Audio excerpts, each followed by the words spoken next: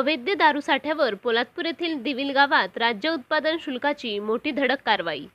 सुमारे 5 लाखांपेक्षा जास्त मुद्देमाल जप्त।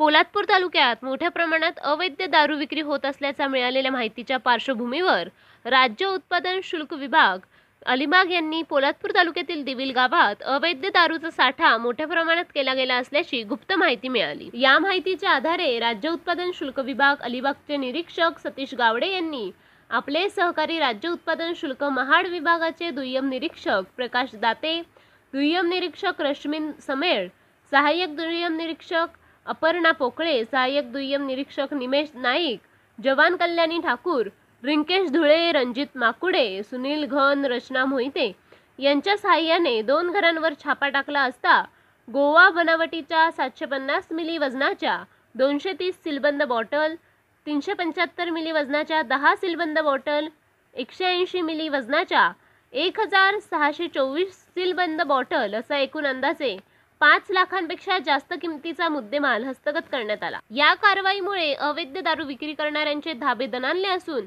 जिल्ह्यात महामार्गालगत व अन्य ठिकाणी आणखीन काही अवैध दारू विकणाऱ्यांवर कारवाई होण्याची शक्यता वर्तवली जात आहे। Bureau report, Jhanjhavat news, Poladpur, Raigad. कृपया झंझावात सोबत जोडून राहण्यासाठी लाईक करा, शेअर करा, सबस्क्राईब करा आणि बेल आयकॉनवर क्लिक करा।